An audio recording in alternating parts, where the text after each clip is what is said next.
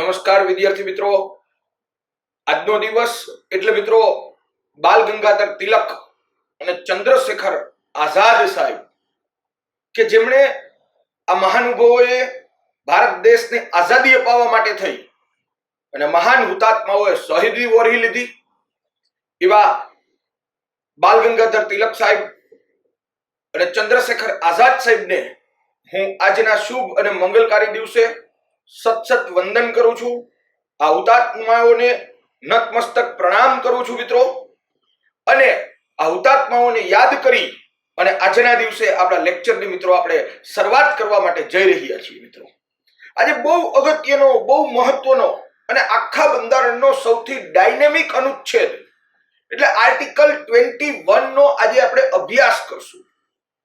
અનુચ્છેદ 20 એટલે આપણે ઈ તો જાણેલું છે ને, ઈ તો આપણને ખબર બી છે કે ભાઈ કોઈ પણ વ્યક્તિને શારીરિક સ્વતંત્રતા અને જીવન જીવવાના હકથી કાયદા દ્વારા સ્થાપિત પ્રક્રિયા સિવાય વંચિત કરી શકાય નહીં। આ આર્ટિકલ છે ને બહુ ડાયનેમિક છે। કદાચ હું એવું માનું છું કે સુપ્રીમ કોર્ટે બંધારણના કોઈ અનુચ્છેદ ઉપર સૌથી વધુ જો ચુકાદાઓ આપ્યા હોય તે આર્ટિકલ 21 ઉપર આપ્યા છે મિત્રો।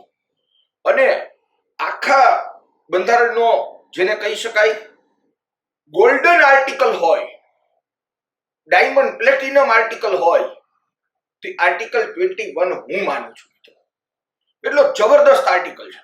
ઘણા બધા ડાયમેન્શન, ઘણા બધા પહેલુઓ, પાસાઓ આજે આપણે ચર્ચવાના છીએ મિત્રો। આર્ટિકલ 21 શું છે એને આપણે આજે સમજવાનો છે તલસ્પર્શી રીતે। આર્ટિકલ 21 ની વાત કરીએ તો ભારતીય બંધારણના આર્ટિકલ 21 માં કીધું કે કોઈ પણ વ્યક્તિને, તો અહીંયા પહેલો શબ્દ તો મિત્રો વ્યક્તિ વાપરો। આનો મતલબ એમ છે કે માત્ર ને માત્ર ભારતના નાગરિકોને જ અનુચ્છેદ 21 અંતર્ગતનો મૂળભૂત અધિકાર પ્રાપ્ત છે એવું નથી। વિદેશી વ્યક્તિઓને, ભારતમાં રહેતા અન્ય કોઈ પણ વ્યક્તિ કે જે ભારતનો નાગરિક નથી એવા તમામને અનુચ્છેદ 21 અંતર્ગતનો મૂળભૂત અધિકાર પ્રાપ્ત છે। કારણ કે અહીંયા કોઈ પણ નાગરિક શબ્દ નથી વાપરો, કોઈ પણ વ્યક્તિ શબ્દ વાપરો, એટલે કોઈ પણ વિદેશી ભારતની અંદર હોય તો પણ એને અનુચ્છેદ 21 અંતર્ગતનો આ મૂળભૂત અધિકાર પ્રાપ્ત છે। હવે અહીંયા બીજી વાત મહત્વની કહી કે કોઈ પણ વ્યક્તિની શારીરિક સ્વતંત્રતા અને જીવન જીવવાનો હક કાયદા દ્વારા સ્થાપિત પ્રક્રિયા સિવાય વંચિત કરી શકાય નહીં। આનો મતલબ એમ થાય કે અહીંયા એક શબ્દ આવ્યો સિવાય, તો કાયદા દ્વારા સ્થાપિત પ્રક્રિયા સિવાય વંચિત ન કરી શકાય। આનો મતલબ એમ થાય છે કે કાયદાની સ્થાપિત પ્રક્રિયાથી વંચિત કરી શકાય।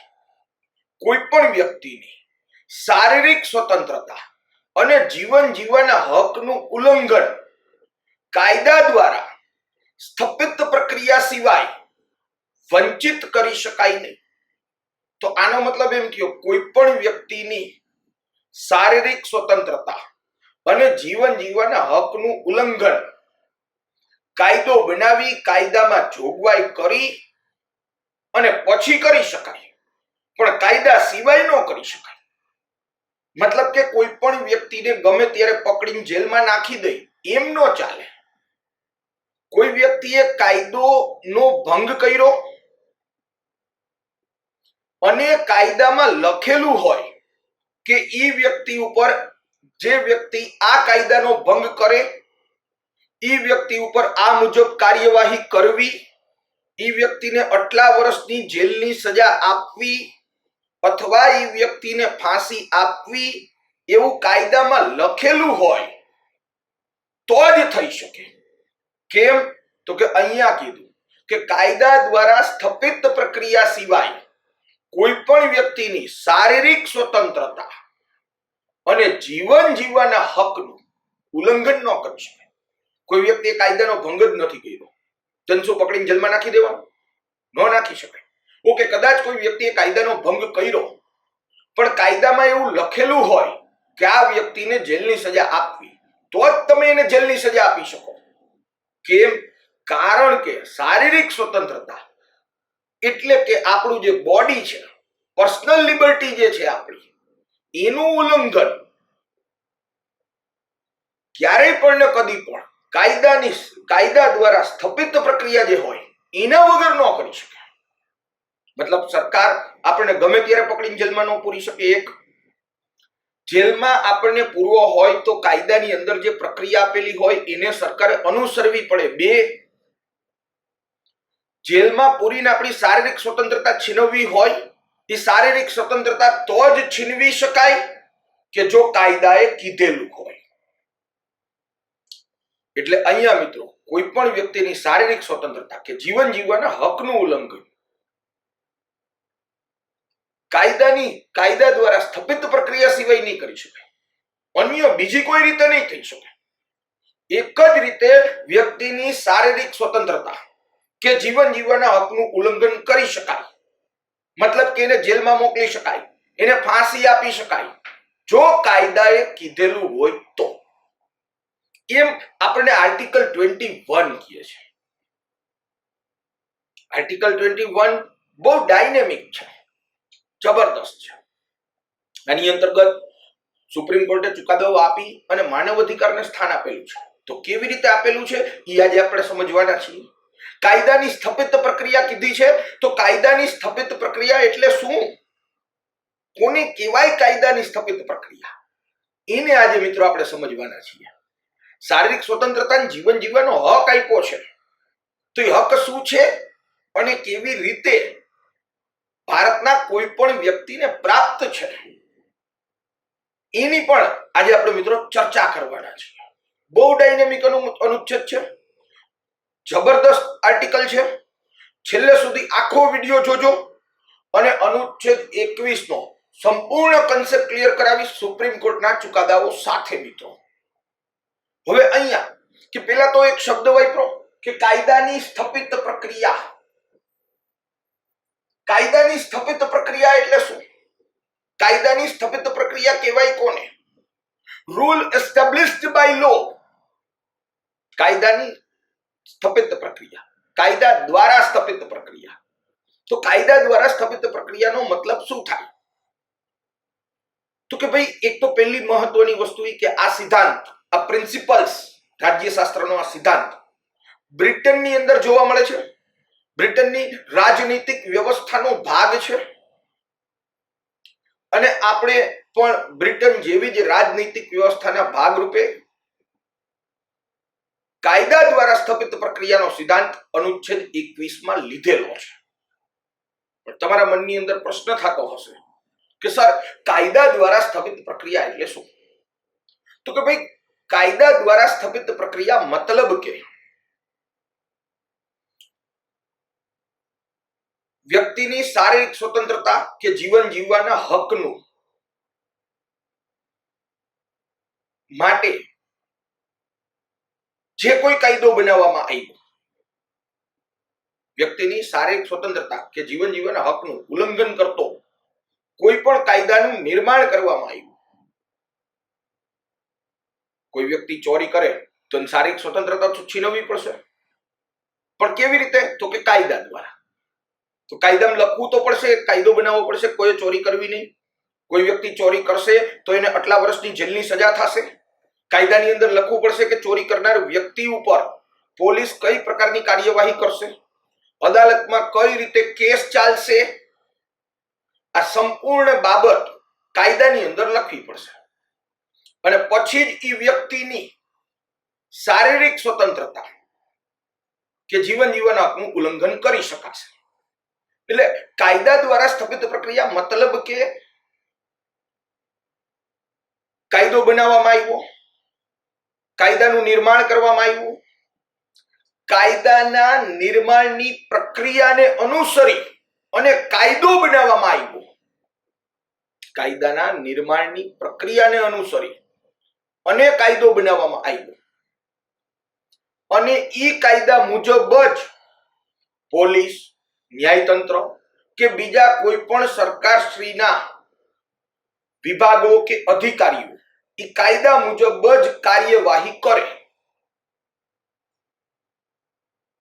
પણ કાયદાની સ્થાપિત પ્રક્રિયામાં કાયદો યોગ્ય છે કે અયોગ્ય એ નથી જોવામાં આવતું.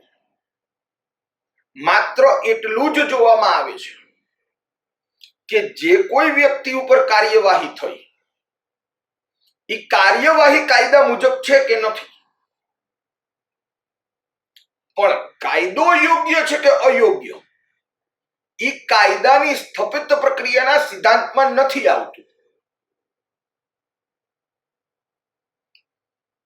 એનો મતલબ એમ થાય છે કે બ્રિટનની અંદર સંસદ કાયદો બનાવે, પછી એ કાયદાનું અમલીકરણ યોગ્ય છે કે અયોગ્ય એટલું જ ત્યાંનું ન્યાયતંત્ર ચેક કરે. પણ ત્યાંનું ન્યાયતંત્ર, બ્રિટનનું ન્યાયતંત્ર કાયદો યોગ્ય છે કે અયોગ્ય એ ચેક નથી કરી શકતું. કારણ કે મિત્રો બ્રિટનની અંદર સંસદ સર્વોપરી છે. બ્રિટનમાં સંસદ સર્વોપરી શા માટે છે? કારણ કે બંધારણ અલિખિત છે. બીજું કે બ્રિટનની અંદર ન્યાયતંત્ર પાસે ન્યાયિક સમીક્ષાની સત્તા નથી, કારણ કે સંસદ સર્વોપરી છે. સંસદ જે કાયદો બનાવશે એ ફાઇનલ રહેશે. એ કાયદો યોગ્ય છે કે અયોગ્ય એ બ્રિટનની અંદર ન્યાયતંત્ર તપાસ જ કરી શકતું નથી. કાયદાની સ્થાપિત પ્રક્રિયા એટલે કાયદો યોગ્ય કે અયોગ્ય એ નહીં જોવાનું. કાયદો છે તો કાયદો માન્ય છે, સંસદે બનાવેલો કાયદો છે તો કાયદો માન્ય છે. માત્ર એટલું જ જોવાનું કાયદાની સ્થાપિત પ્રક્રિયાના સિદ્ધાંતમાં કે કાયદામાં જે લખેલું છે એ મુજબ કાર્યવાહી થાય છે કે નથી થતી. બસ આટલું જ જોવાનું. તો કાયદાની સ્થાપિત પ્રક્રિયા માત્ર કારોબારી પર એટલે કે કાયદાનું અમલીકરણ કરનારી સંસ્થા ઉપર જ મર્યાદા મૂકે છે. સાચી વાત ને? કાયદો બનાવનારી સંસ્થા એટલે કે ધારાસભા ઉપર કાયદાની સ્થાપિત પ્રક્રિયા કોઈ પણ પ્રકારની મર્યાદા મૂકતું નથી. મિત્રો,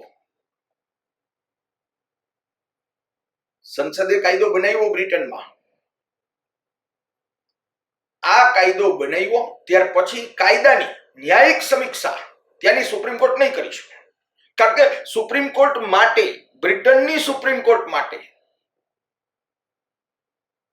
એ પણ પ્રશ્ન છે કે કોઈ પણ કાયદો યોગ્ય કે અયોગ્ય એ શેના આધારે નક્કી કરવું. ભારત હોય તો ભારતની અંદર તો બંધારણના આધારે નક્કી થાય કે કોઈ પણ કાયદો બંધારણની વિરુદ્ધમાં છે કે બંધારણને આધીન છે. તો ભારતની અંદર જે કાયદાની ન્યાયિક સમીક્ષા થાય છે એ ન્યાયિક સમીક્ષા બંધારણના આધારે થાય છે. એક, બ્રિટનની અંદર તો બંધારણ અલિખિત છે તો ત્યાંનું ન્યાયતંત્ર કાયદાની ન્યાયિક સમીક્ષા કરી જ નથી શકતું. બીજું, ત્યાં બંધારણ અલિખિત છે એટલે એક તો ન્યાયતંત્ર પાસે ન્યાયિક સમીક્ષાની સત્તા નથી. બીજું કે કદાચ એમ થાય કે કુદરતી ન્યાયના સિદ્ધાંતના આધારે ન્યાયિક સમીક્ષા કરે બ્રિટનની અંદર સુપ્રીમ કોર્ટ, તો એવું પણ ત્યાં શક્ય નથી. કારણ કે ત્યાં સંસદની સર્વોપરિતાનો સ્વીકાર કરેલો છે.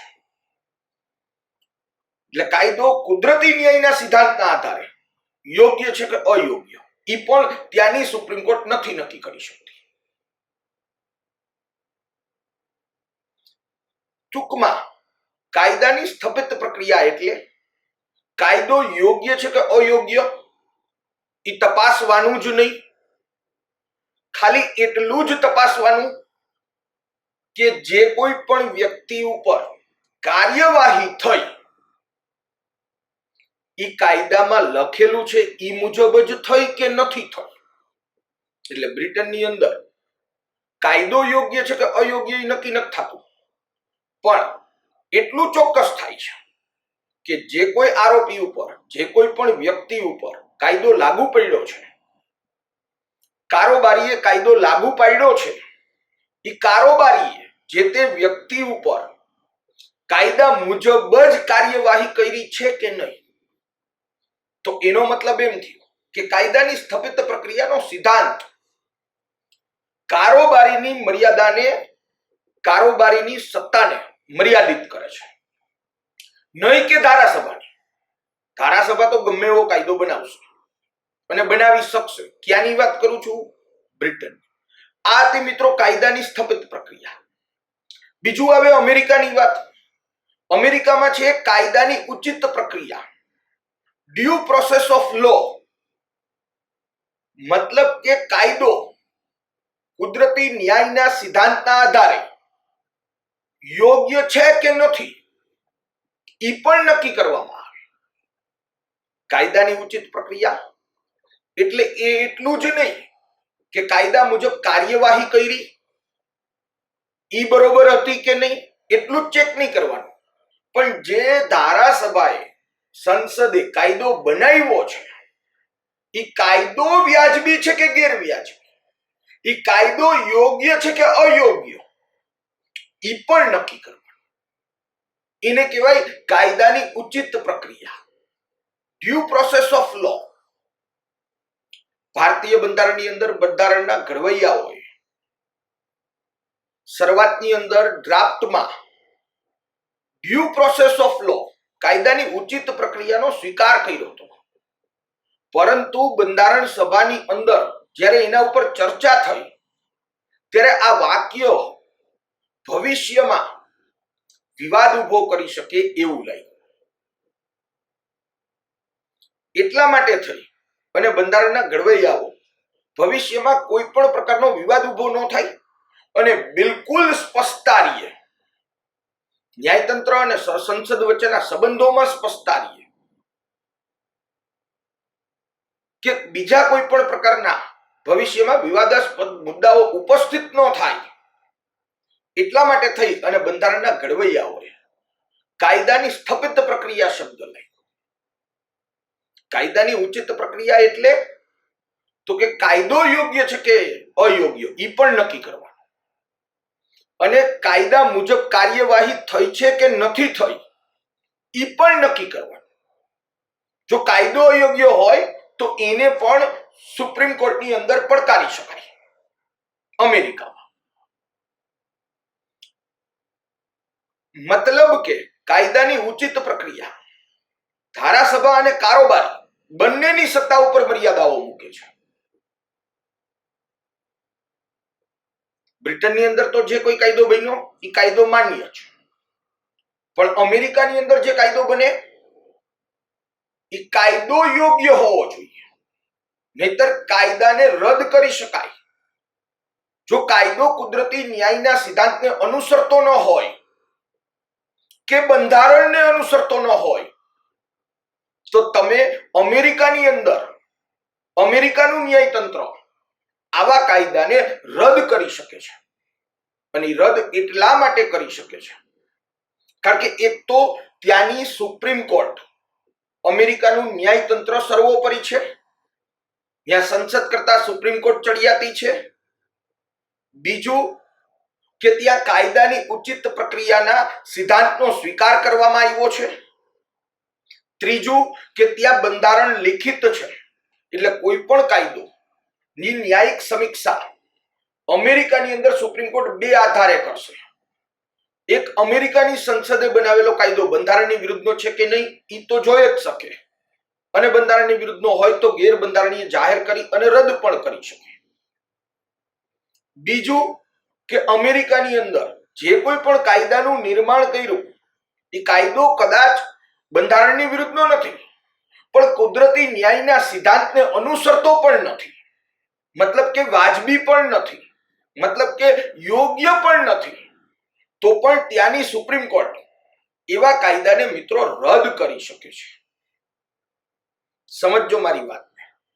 મતલબ હું કહેવા ઈ માંગુ છું કે અહીંયા બ્રિટન હોય અને બ્રિટનની અંદર કાયદાની સ્થાપિત પ્રક્રિયાના સિદ્ધાંતનો સ્વીકાર કરવામાં આવ્યો છે, તો બ્રિટનની અંદર ન્યાયતંત્ર પાસે ઈ સત્તા નથી કે તપાસ કરે કે આ કાયદો યોગ્ય છે કે અયોગ્ય. કેમ?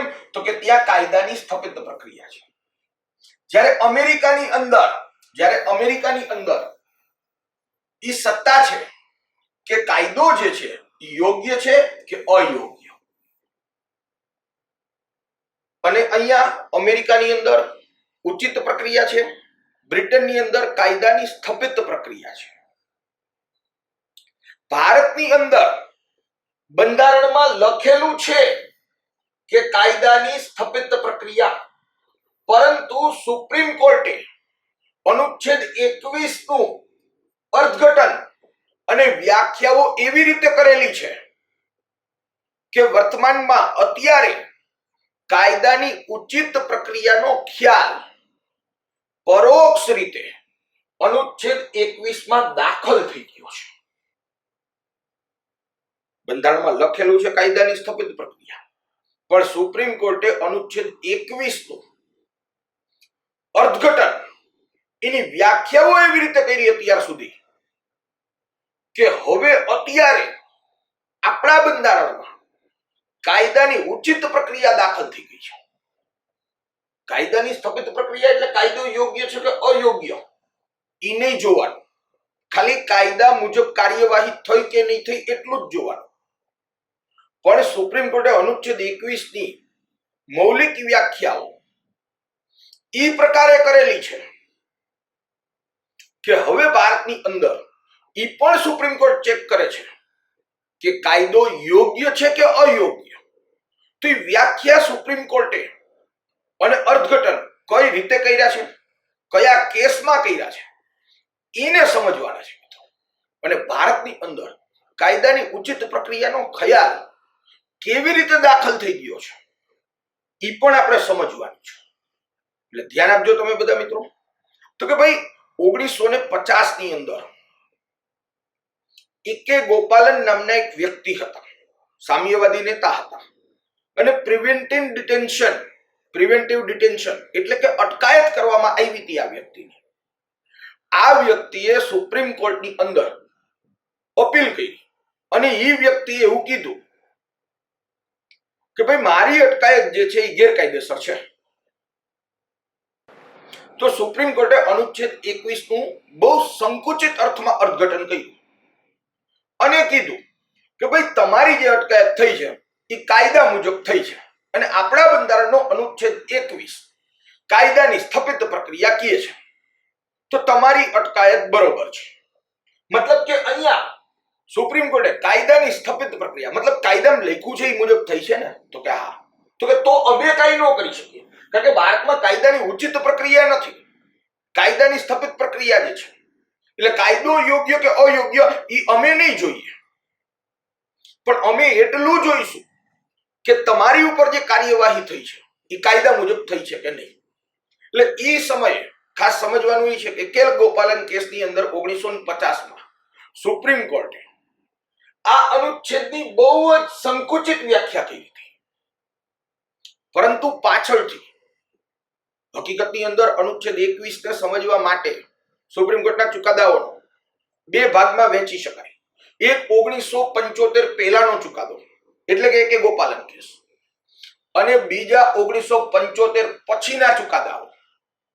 અને એમાં મિત્રો સુપ્રીમ કોર્ટે અનુચ્છેદ 21 ની વિશાળ વ્યાખ્યા 1978 ના મેનકા ગાંધી કેસમાં કરી.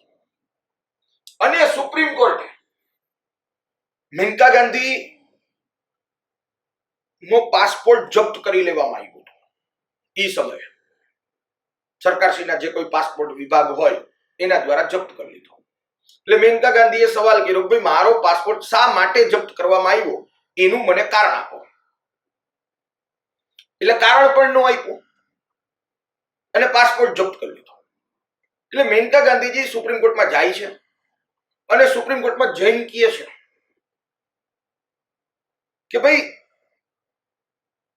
અનુચ્છેદ 21 માં એક શબ્દ છે શારીરિક સ્વતંત્રતા.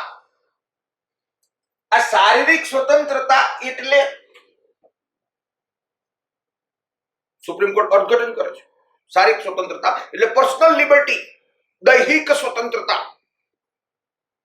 તો મેનકા ગાંધી એમ કે છે શારીરિક સ્વતંત્રતા એટલે મારા બોડીને, મારા શરીરને ક્યાં મૂવ કરવું, ક્યાં લઈ જવું એ તો હું નક્કી કરું ને. મારો પાસપોર્ટ જપ્ત કરી લે અને વિદેશ ન જવા દે, ઈ મારી શારીરિક સ્વતંત્રતાનું હનન છે. કે મારા શરીરને મારે ક્યાં ફરવા લઈ જવું ઈ મને તો સત્તા હોવી જોઈએ ને, મારી પાસે તો એ અધિકાર હોવો જોઈએ. અને પાસપોર્ટ જે જપ્ત કરી લીધો તો પાસપોર્ટ અધિનિયમ અંતર્ગત જપ્ત કર્યો, તો શું પાસપોર્ટ અધિનિયમ અનુચ્છેદ 21 નું ઉલ્લંઘન કરે છે?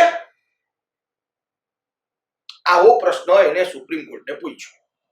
મેનકા ગાંધી સુપ્રીમ કોર્ટે અનુચ્છેદ 21 નું ઉલ્લંઘન જે છે એનું અર્થઘટન કર્યું.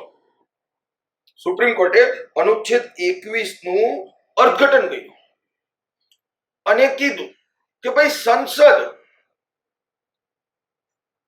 આવો કાયદો ન બનાવી શકે, કારણ કે આવો કાયદો અનુચ્છેદ 21 નું ઉલ્લંઘન છે. આ કાયદો યોગ્ય નથી.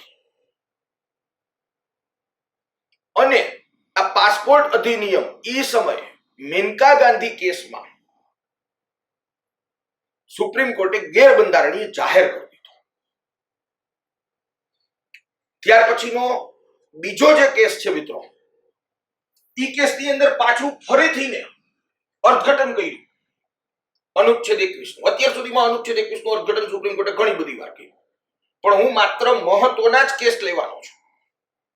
અને જે કેસ હતો એ 1981 નો Francis Coralie Mullin case versus Indian territory of Delhi 1981.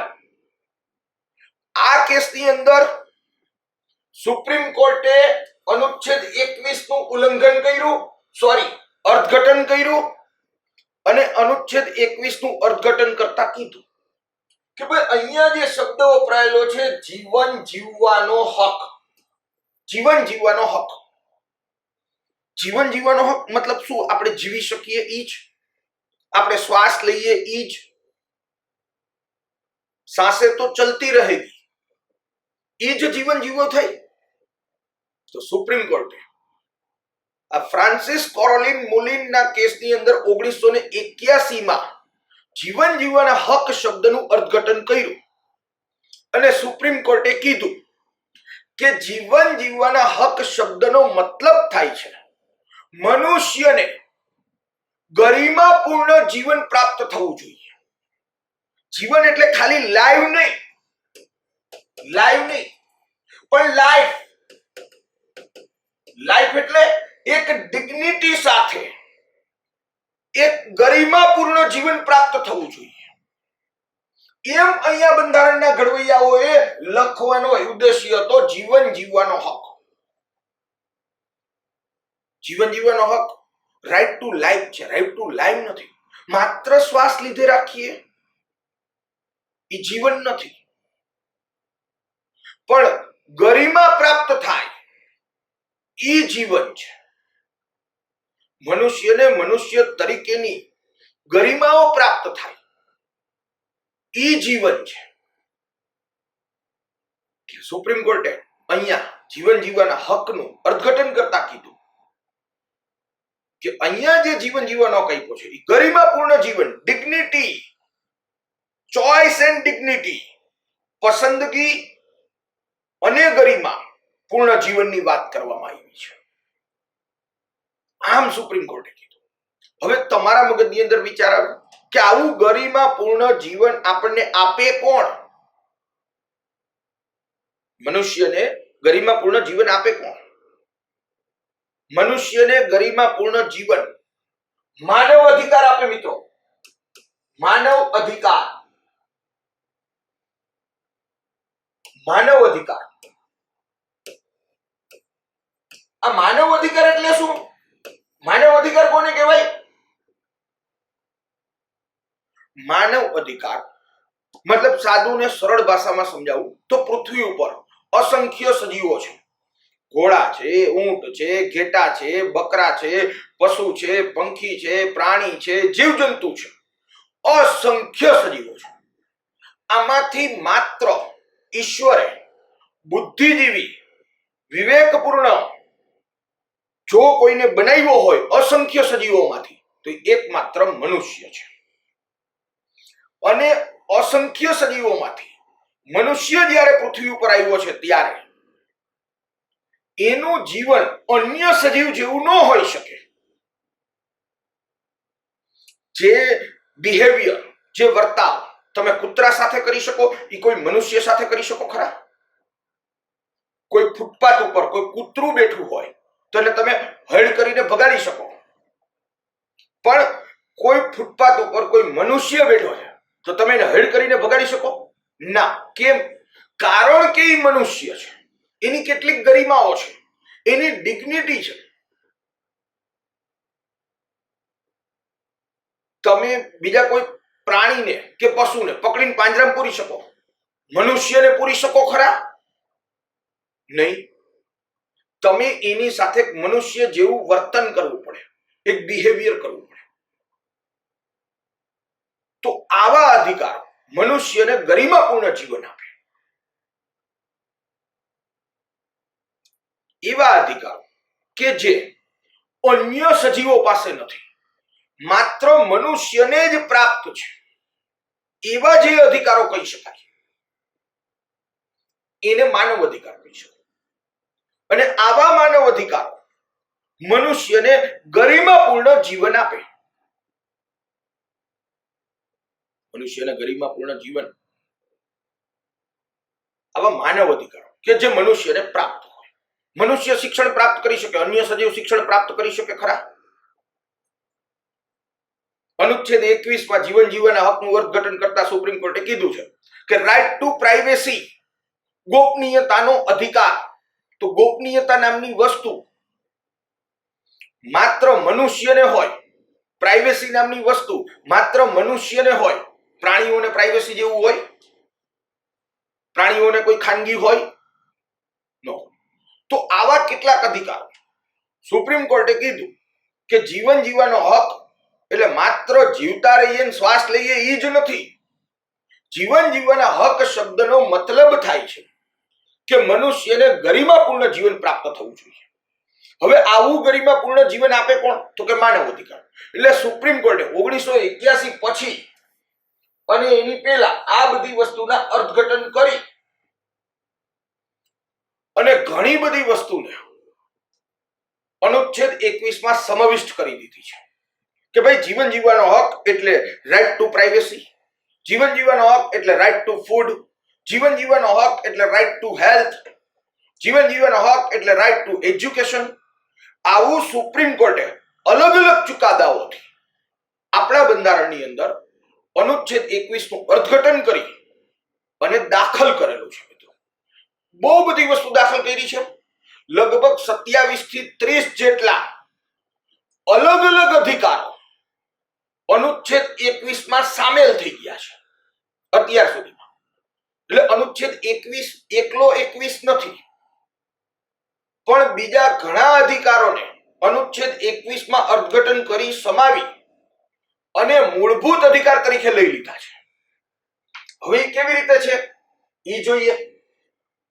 Mohini જૈનના કેસથી right to education એટલે કે શિક્ષણનો અધિકાર સુપ્રીમ કોર્ટે જીવન જીવવાના હકમાં સામેલ કરેલો છે. એવી જ રીતે right to pollution free environment MC મહેતાના કેસથી અનુચ્છેદ 21 જીવન જીવવાના હકમાં સામેલ કરેલ છે. એવી જ રીતે રાઇટ ટુ પ્રાઇવેસી તાજેતરમાં જ આવ્યો, હમણાં જ આવ્યો, થોડા સમય પહેલા કેસ પુટ્ટાસ્વામી કેસથી જીવન જીવવાના હકમાં સામેલ કરેલ છે. નિષ્ક્રિય ઈચ્છા મૃત્યુ યુથેશિયા, નિષ્ક્રિય ઈચ્છા મૃત્યુ અરુણા શાનબાગના કેસથી જીવન જીવવાના હકમાં સામેલ કરેલ છે. એટલે હવે વસ્તુ એવી થાય કે જીવન જીવવાનો હક નો મતલબ થાય છે ગરિમાપૂર્ણ જીવન. ગરિમાપૂર્ણ જીવન મનુષ્યને આપે કોણ? તો કે આવા બધા માનવ અધિકાર. આ બધા એક પ્રકારના માનવ અધિકાર છે.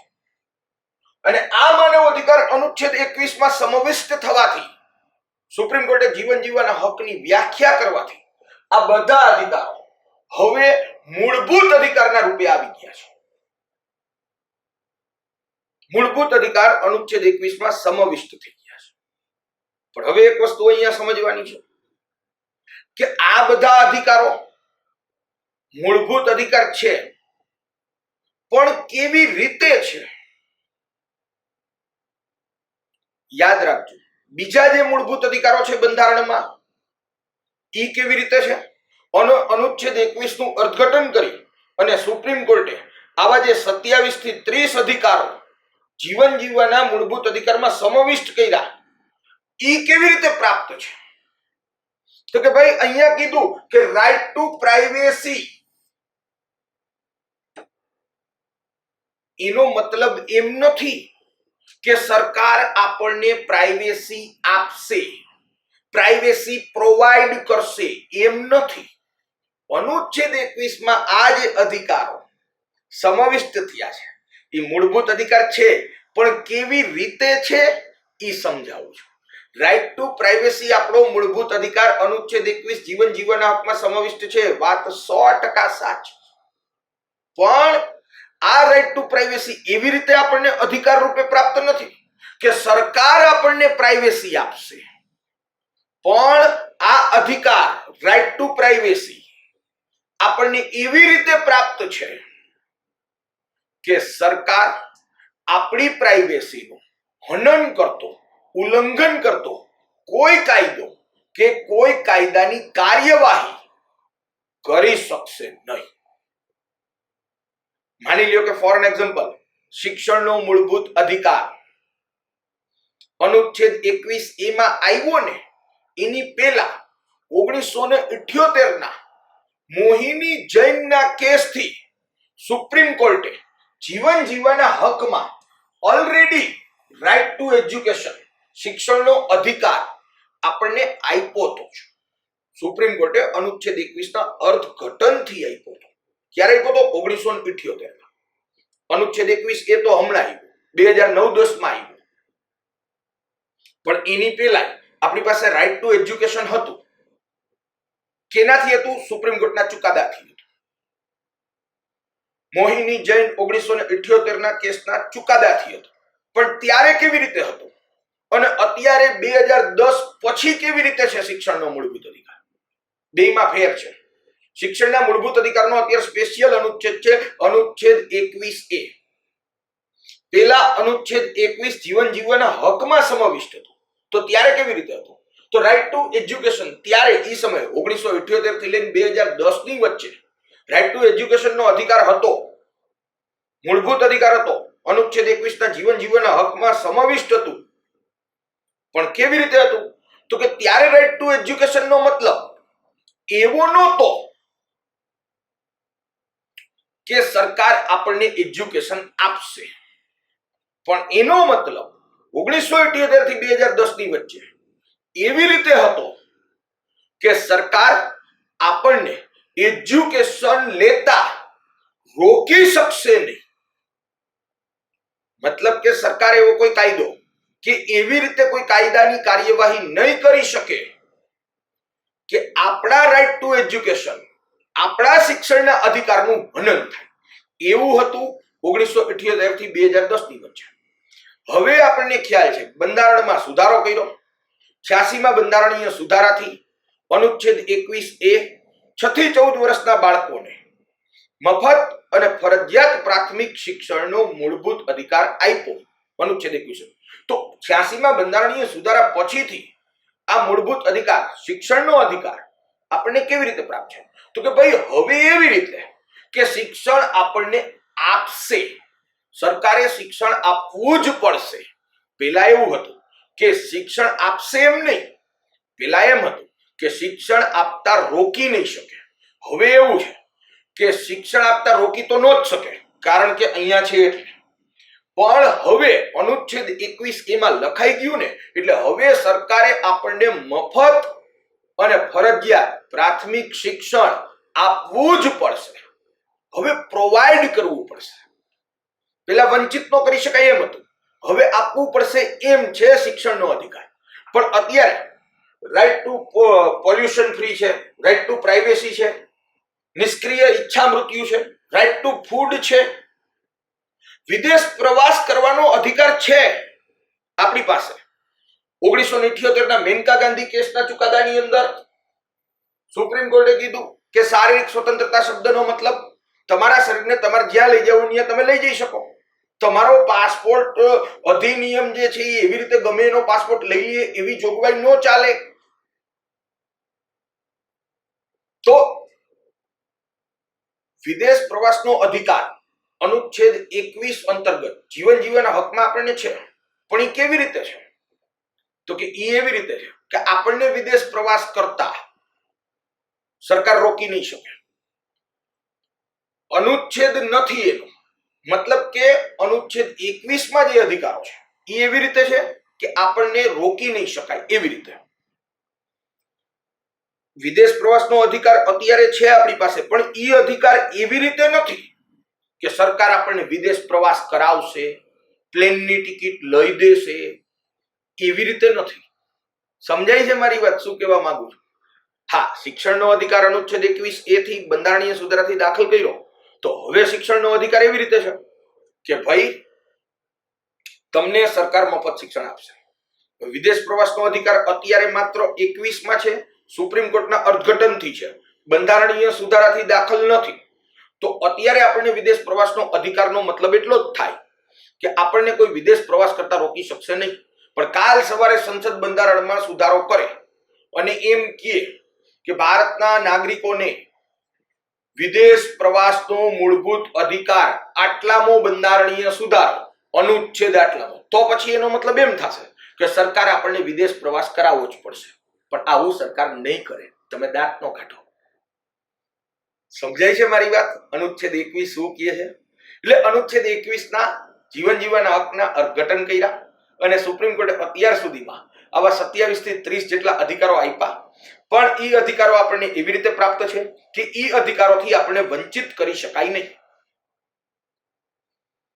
આપણને સરકાર આપશે એવી રીતે પ્રાપ્ત નથી. અપેક્ષા રાખું કે આટલો કન્સેપ્ટ તમને ક્લિયર થઈ ગયો. હવે મેં શરૂઆતની અંદર એક વાક્ય કીધું હતું કે ભારતની અંદર કાયદાની સ્થપિત પ્રક્રિયા છે. ભારતની અંદર કાયદાની સ્થપિત પ્રક્રિયા છે. અને મેં તમને કીધું હતું કે ભારતની અંદર પરોક્ષ રીતે કાયદાની ઉચિત પ્રક્રિયા દાખલ થઈ ગઈ છે. એ કેવી રીતે થઈ ગઈ? કાયદાની સ્થપિત પ્રક્રિયા એટલે શું? તો કે ભાઈ કાયદો યોગ્ય છે કે અયોગ્ય એ નહીં જોવાનું, માત્ર કાયદા દ્વારા કરવામાં આવેલી કાર્યવાહી યોગ્ય છે કે અયોગ્ય એટલું જ જોવાનું. એને કહેવાય કાયદાની સ્થપિત પ્રક્રિયા. અને કાયદાની ઉચિત પ્રક્રિયા એટલે શું? તો કે ભાઈ કાયદો યોગ્ય છે કે અયોગ્ય એ તપાસવાનું, એ જોવાનું. અને કાયદો જો કુદરતી ન્યાયના સિદ્ધાંતની વિરુદ્ધ ન હોય તો પછી એ કાયદાને રદ પણ કરી દેવાનું. કાયદાની ઉચિત પ્રક્રિયામાં કાયદાની જે કાર્યવાહી કરવામાં આવે એ તો યોગ્ય હોવી જ જોઈએ, પણ સાથે સાથે કાયદો પણ કુદરતી ન્યાયના સિદ્ધાંતનું અનુસરણ કરતો હોવો જોઈએ. તો એનો મતલબ એમ થયો કાયદો યોગ્ય કે અયોગ્ય એ કાયદાની ઉચિત પ્રક્રિયામાં નક્કી થાય. કાયદાની સ્થપિત પ્રક્રિયામાં એ વસ્તુ ચેક જ ન થાય. સમજાય છે મારી? હવે અહીંયા આપણા બંધારણની અંદર કાયદાની સ્થપિત પ્રક્રિયા છે અને મેં તમને કીધું કે કાયદાની ઉચિત પ્રક્રિયા પરોક્ષ રીતે દાખલ થઈ ગઈ છે. તો દાખલ કેવી રીતે થઈ? તો કે ભાઈ ભારતની અંદર હવે એવું થાય છે કે સંસદ કોઈ કાયદો બનાવે. ફોર એન એક્ઝામ્પલ, સંસદ કોઈ કાયદો બનાવે. ધારો કે સંસદે એક્સ નામનો એક કાયદો બનાવ્યો. હવે ભારતની અંદર તો કાયદાની સ્થપિત પ્રક્રિયા છે. સંસદે કાયદો બનાવ્યો તો કાયદો યોગ્ય છે કે અયોગ્ય? કાયદાની સ્થપિત પ્રક્રિયા હોય તો કાયદો યોગ્ય છે કે અયોગ્ય એ ન્યાયતંત્ર ચેક ન કરે. હા, અનુચ્છેદ 13 મુજબ જો કાયદો મૂળભૂત અધિકારની વિરુદ્ધ ન હોય ને તો જ સુપ્રીમ કોર્ટ એને રદ કરે. પણ આ તો બીજો જ કોઈ કાયદો છે કે જે મૂળભૂત અધિકારનું ઉલ્લંઘન નથી કરતો એવો કાયદો છે. અને કાયદો બંધારણની વિરુદ્ધનો પણ નથી એવો એક્સ નામનો કાયદો સંસદે નિર્માણ કર્યો. તો શું સુપ્રીમ કોર્ટ આ કાયદાને રદ કરી શકે ખરો? એક્સ નામના કાયદાને? તો કે ભાઈ કાયદાની સ્થપિત પ્રક્રિયાનો જ્યાં સ્વીકાર હોય ત્યાં કાયદો યોગ્ય છે કે અયોગ્ય એ જોવાનું જ નથી હોતું. તો પછી આનો મતલબ એમ થાય કે ભાઈ કાયદો જો બંધારણની વિરુદ્ધનો નથી, બંધારણની મૂળ સંરચનાની વિરુદ્ધનો નથી, કે પછી કાયદો મૂળભૂત અધિકારની વિરુદ્ધનો નથી, તો એક્સ નામના કાયદાને સુપ્રીમ કોર્ટે રદ કરવો હોય તો કરવો કેમ? હા, કાયદો કદાચ કુદરતી ન્યાયના સિદ્ધાંતની વિરુદ્ધનો હોય, કુદરતી ન્યાયના સિદ્ધાંતની વિરુદ્ધનો હોય, મતલબ કે કાયદો વ્યાજબી ન હોય, પરિસ્થિતિ મુજબ વ્યાજબી ન હોય, અને સુપ્રીમ કોર્ટે રદ કરવો હોય આ કાયદાને, તો કેવી રીતે કરવો? કારણ કે ભારતમાં કાયદાની સ્થપિત પ્રક્રિયા છે. તો કાયદાની સ્થપિત પ્રક્રિયા એટલે કાયદો કુદરતી ન્યાયના સિદ્ધાંતની વિરુદ્ધનો છે કે નહીં એ ચેક નહીં કરવાનું, કાયદો યોગ્ય છે કે અયોગ્ય એ નહીં જોવાનું. ભારતની સુપ્રીમ કોર્ટ ન્યાયિક સમીક્ષા કરી શકે, વાત 100% સાચી, પણ ક્યારે કરી શકે? કોઈ કાયદો બંધારણની વિરુદ્ધનો હોય તો એ કાયદાને રદ કરી શકે. ભારતની સુપ્રીમ કોર્ટ બંધારણની મૂળ સંરચનાની વિરુદ્ધનો કાયદો હોય તો કાયદાને રદ કરી શકે. ભારતની સુપ્રીમ કોર્ટ કોઈ કાયદો મૂળભૂત અધિકારની વિરુદ્ધનો હોય તો રદ કરી શકે, વાત 100% સાચી. આના સિવાય તો ન જ કરી શકે ને, કારણ કે ભારતની સુપ્રીમ કોર્ટ થી ઉપર તો ભારતનું બંધારણ છે ને. કાયદો માની લ્યો કે આ ત્રણમાંથી એટલે કે બંધારણ, બંધારણની મૂળ સંરચના કે મૂળભૂત અધિકાર, ત્રણમાંથી એકેયની વિરુદ્ધનો નથી, પણ કાયદો યોગ્ય નથી, તો હવે સુપ્રીમ કોર્ટે આવા એક્સ નામના કાયદાને રદ કરવો હોય તો કે કરી શકે ખરો? તો કે સુપ્રીમ કોર્ટ આવા એક્સ નામના કાયદાને રદ ન કરી શકે. રદ ન કરી શકે. કેમ ન કરી શકે ભાઈ? કારણ કે ભારતની અંદર કાયદાની સ્થપિત પ્રક્રિયા છે, અને કાયદાની સ્થપિત પ્રક્રિયાનો મતલબ જ એ થાય છે કે કાયદો યોગ્ય કે અયોગ્ય એ જોવાનું નહીં. કાયદાની ઉચિત પ્રક્રિયા તો છે નહીં. આપણે અહીંયા કાયદાની ઉચિત પ્રક્રિયામાં એવું થાય કે કાયદો યોગ્ય છે કે અયોગ્ય એ તપાસવામાં આવે, અને જો કાયદો અયોગ્ય હોય, કુદરતી ન્યાયના સિદ્ધાંતની વિરુદ્ધનો હોય તો એ કાયદો રદ થાય. પણ એ અમેરિકામાં, ભારતમાં નહીં થાય, કારણ કે ભારતમાં તો કાયદાની સ્થપિત પ્રક્રિયા. પણ હવે સુપ્રીમ કોર્ટને એવું થાય કે ના, એક્સ નામનો કાયદો રદ કરવો જ છે, તો સુપ્રીમ કોર્ટ શું કરશે ખબર છે? આ કાયદાની જે વિષય વસ્તુ હશે, એક્સ નામના કાયદાની જે વિષય વસ્તુ હશે ને, એ વિષય વસ્તુને પેલા તો અનુચ્છેદ 21 ના જીવન જીવવાના હકમાં સમાવિષ્ટ છે એમ કહી દેશે. અત્યાર સુધીમાં ઘણી બધી વસ્તુને અનુચ્છેદ 21 ના જીવન જીવવાના હકમાં સમાવિષ્ટ કરી દીધી. Right to education, right to privacy, નિષ્ક્રિય ઈચ્છા મૃત્યુ, right to food, right to health, આવું ઘણું સમાવિષ્ટ કરી દીધું છે. એમ એક્સ નામની જે કાયદો છે એની અંદર જે વિષય વસ્તુ હશે એ વિષય વસ્તુ અનુચ્છેદ 21 ના જીવન જીવવાના હકમાં સામેલ છે એમ પેલા તો સુપ્રીમ કોર્ટ કહી દેશે. આવું કહેશે એટલે શું થશે કે એક્સ નામનો કાયદો આ જે વિષય વસ્તુ છે કે જેને 21 માં સામેલ કરી એની વિરુદ્ધનો થઈ જશે. અને એની વિરુદ્ધનો થઈ જશે એટલે સુપ્રીમ કોર્ટ એમ કહેશે કે બંધારણના અનુચ્છેદ 21 ની વિરુદ્ધનો છે એક્સ નામનો કાયદો, એટલે અમે આને ગેરબંધારણીય જાહેર કરીએ છીએ અને આને રદ કરીએ છીએ. ન સમજાવું? ઉદાહરણ આપીને સમજાવું, હમણાં જ સમજાઈ જશે, 2 મિનિટ.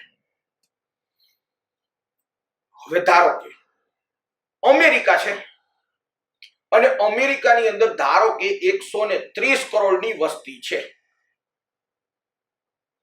આ 130 કરોડની વસ્તી અમેરિકામાં છે અને અમેરિકાની સરકાર એવો કાયદો બનાવે કે ગર્ભપાત ઉપર પ્રતિબંધ. 130 કરોડની વસ્તી છે અમેરિકામાં, અને અમેરિકાની સંસદ એવો કાયદો બનાવે કે ગર્ભપાત ઉપર પ્રતિબંધ. આવો કાયદો અમેરિકાની સરકાર બનાવે તો ત્યાંની સુપ્રીમ કોર્ટ શું કરે કે ભાઈ તમે ગર્ભપાત ઉપર પ્રતિબંધનો જે કાયદો બનાવ્યો યોગ્ય નથી, કારણ કે ગર્ભપાત ઉપર પ્રતિબંધ મૂકવાથી, અબોર્શનને પ્રોહિબિટેડ કરવાથી વસ્તીમાં ઓર વધારો થશે, એટલે આ કાયદો યોગ્ય નથી. એમ કરી અને કાયદાને અમેરિકાની સુપ્રીમ કોર્ટ રદ કરી દેશે, કારણ કે ત્યાં કાયદાની ઉચિત પ્રક્રિયા છે. એટલે કાયદો યોગ્ય છે કે અયોગ્ય એ ત્યાંની સુપ્રીમ કોર્ટ નક્કી કરી શકે. હવે માની લ્યો કે ભારતમાં 130 કરોડની વસ્તી છે. ભારતની અંદર ભારત સરકાર ગર્ભપાત ઉપર પ્રતિબંધ, એબોર્શન ઇઝ પ્રોહિબિટેડ, આવો કાયદો લઈ આવે છે. તો આ કાયદો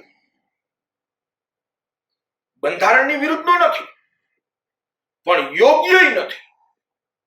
હવે આ પ્રોહિબિશન જે લગાડ્યું અબોર્શન ઉપર, ઈ કાયદાને સુપ્રીમ કોર્ટે રદ કરવું હોય તો રદ કેવી રીતે કરશે?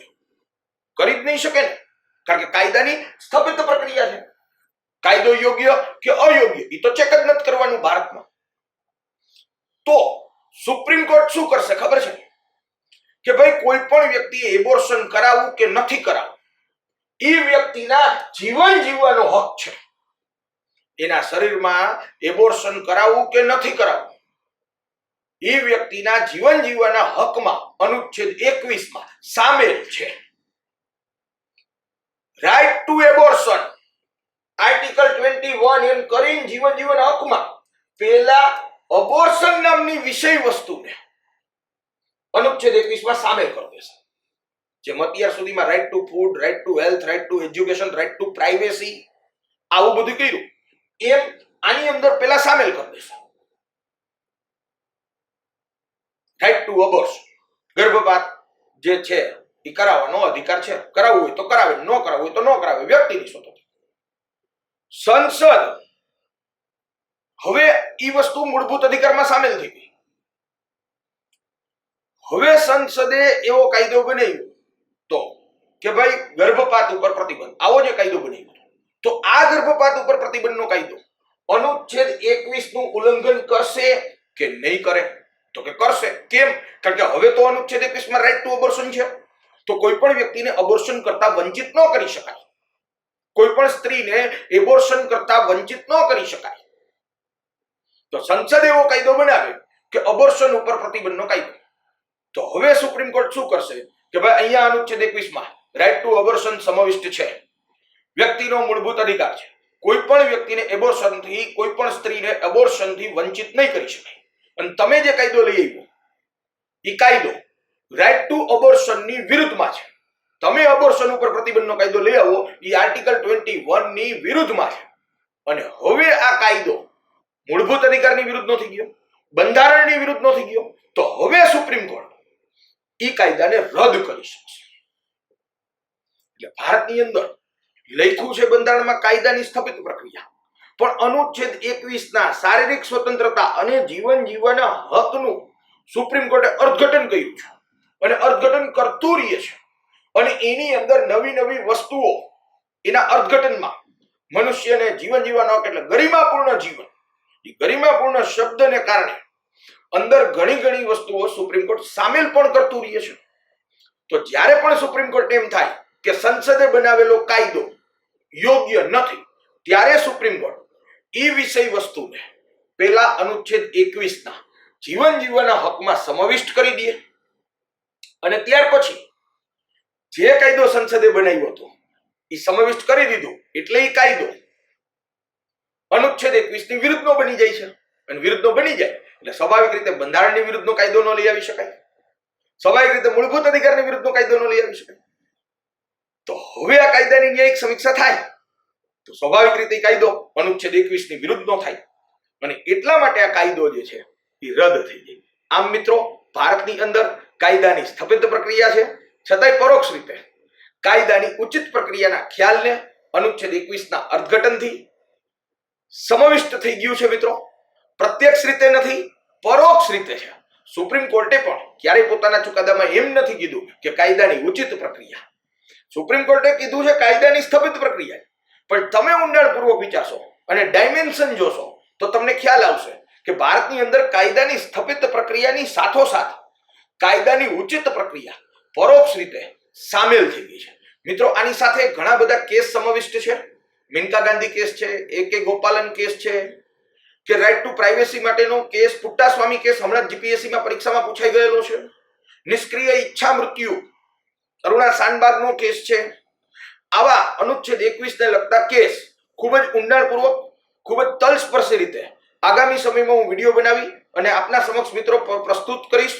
અપેક્ષા રાખું કે આપ સૌ મિત્રોને અનુચ્છેદ 21 ખૂબ સરસ રીતે સમજાયેલો હશે. Thank you very much to all of you મિત્રો. જય હિન્દ.